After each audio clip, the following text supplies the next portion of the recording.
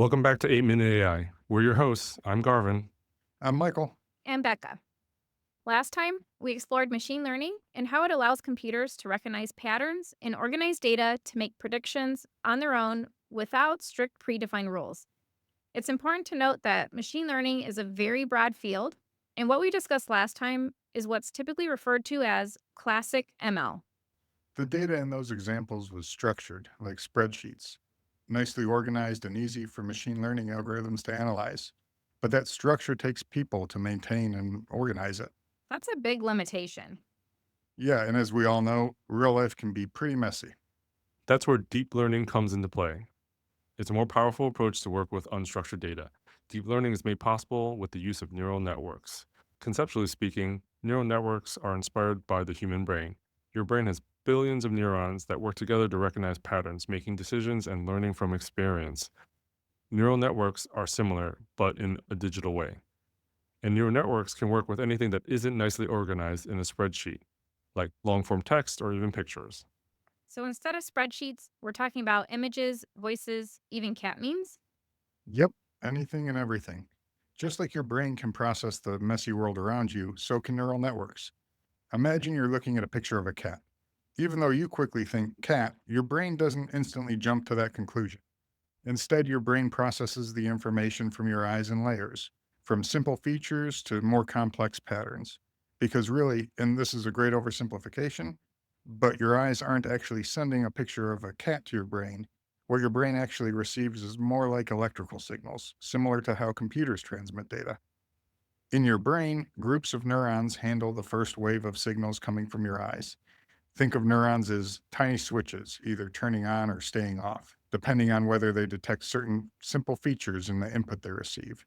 The first layer of neurons might respond to things like edges, colors, or basic shapes. These neurons then send signals to the next layer, which look for slightly more complex features such as curves or textures. From there, additional layers combine that information to recognize familiar patterns, like whiskers, ears, or a tail. Eventually, enough of the right neurons activate in the right pattern, and your brain recognizes that's a cat. Artificial neural networks work the same way. The individual pixels in the image of a cat are turned into numerical data and passed through a set of artificial neurons. Think of those artificial neurons as little math equations, rather than the organic cellular material in your brain. And those artificial neurons or equations pass their answer to another set, and then those to another set. And it continues through the deep layers of the neural network. Deep learning. Man, that was deep. I almost had an existential crisis. No, just kidding.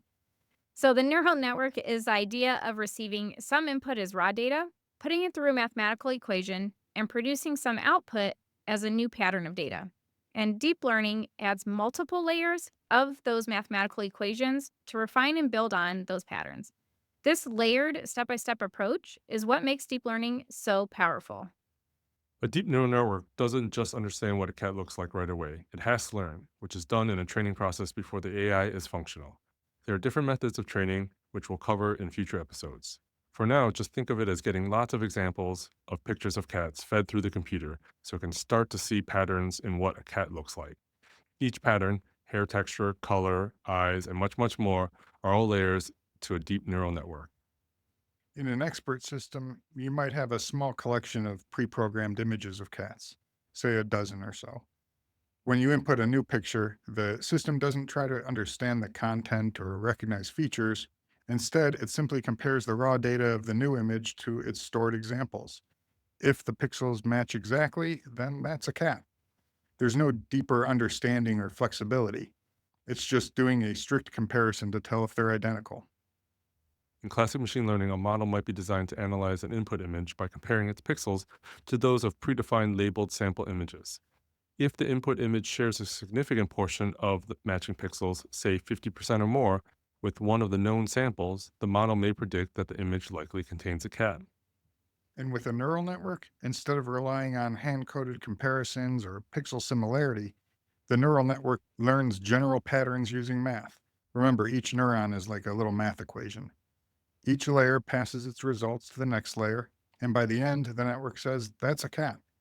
Kind of like playing charades or 20 questions, where each clue is pretty meaningless on its own, but they all come together at the end to form an answer that makes sense. Okay, so now that we've discussed the deep learning portion of ML, let's go back to the last episode and revisit our examples in relation to deep learning. Thinking about the medical example with the patient, without neural networks and deep learning, treatment and diagnosis was limited to the data in the structured spreadsheet. But now we can add in other forms of data. Think pictures such as X ray images or CT scans. Not only do you have much more data available, but you have the ability to find patterns in that very unstructured data. This can get you to a more efficient and accurate treatment plan or diagnosis. And with the ice cream robot example, imagine relying solely on structured data from a spreadsheet to recommend your ice cream flavor. It's like getting a one size fits all suggestion that might miss the mark entirely. Everyone would be recommended chocolate all the time since it's the most popular flavor. Fun fact, none of us would pick chocolate.